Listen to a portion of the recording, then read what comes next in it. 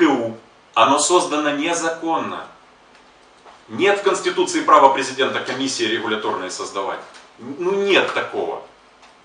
Кстати говоря, чтобы не быть голословным, вот подтвержу то, что говорил Кучеренко, мы обратились в один суд, обжаловали от публичного аудита, мы обжаловали этот указ президента, нас отфутболили. Мы обратились в следующий суд, нас тоже отфутболили. Мы в Верховный пошли суд, то есть мы не сидим, не базарим перед вами просто о том, как все плохо, мы делаем.